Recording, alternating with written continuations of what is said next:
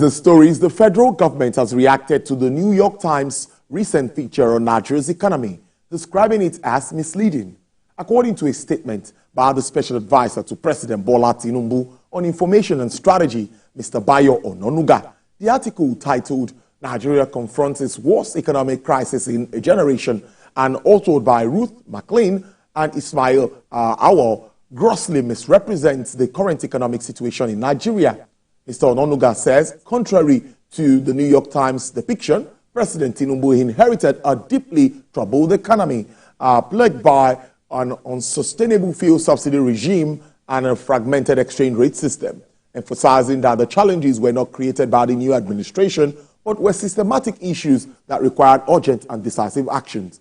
Mr. Ononuga adds that the previous subsidy regime had drained Nigeria's public fund, costing $84.3 billion between 2005 and 2022, and that this financial burden left the national budget with 97% of its revenue committed to servicing debt.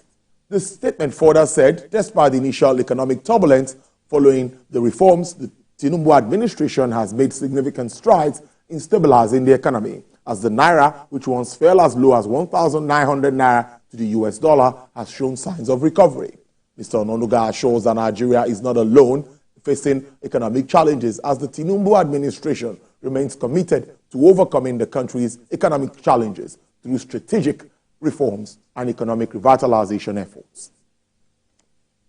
Meanwhile, the Lagos Chamber of Commerce and Industry has reaffirmed its dedication to fostering entrepreneurship and empowering the business community. This assurance was given at a mentorship program put together by the Chamber in collaboration with financial institutions operating in the country. The focus is on navigating the entrepreneurship world in an economic downturn. Director General of the Chamber, Dr. Chinyere Amona, highlighted the importance of mentoring program as a core mission of the Chamber, aimed at advancing the interest of its members and the broader business community. The small businesses, access to finance is a big problem for them. And with the state of the economy, the cost of production is very high now. So it's important for them to have access to finance that is low risk and low cost, which is why we provide not just finance, but capacity building for the small businesses, so they know how to plan their businesses. If you know what to do, when to do it, how to do it, you can be a bit more efficient. So your total cost of production can be lower than it would have been if you didn't have any knowledge. The first move that you need to make is ensure that you actually register that business. Make sure that you're a taxpayer. Make sure as well that as a business owner, you understand the regulations that comes with the business terrain. And then with that, your growth is growing. You're able to bring in more people. Now, understand what it takes to retain those people that you're bringing into your business. Make sure that you have a business mission statement, a business vision, so that you can make it your target and goal and your drive. Employee productivity is important to any business. The more productive your employees are, the more successful you'll be as a business owner or an organization. This is according to business leaders, entrepreneurs, and human resource managers at a business employee engagement workshop which held in Lagos. We have details in this report. Nigeria public and private organizations have over the years witnessed different cases of conflict, resulting in low productivity that impart revenue generation. This poses great challenges to growth and development of the affected organization or businesses, and in most cases a huge loss for the employees and employers.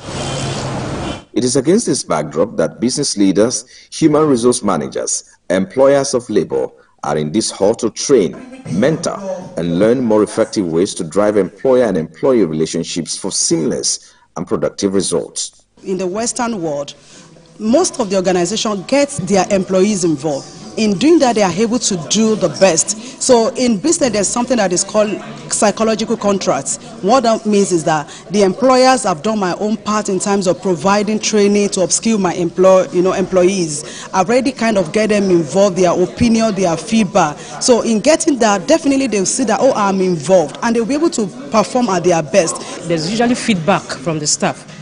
What do subscribers want? What does the market want?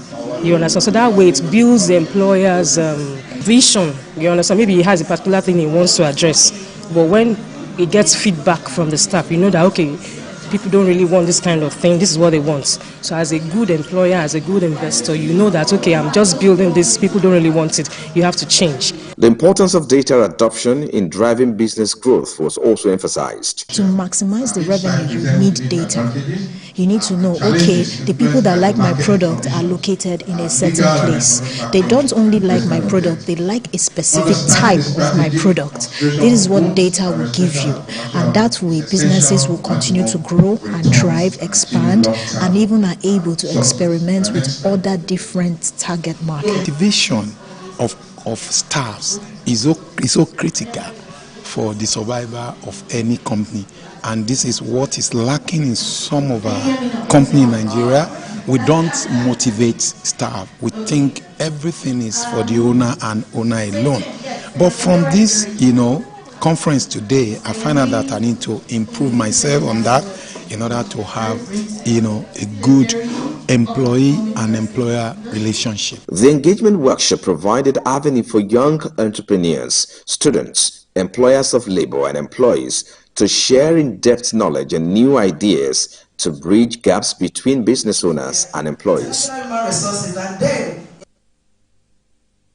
Guinness Nigeria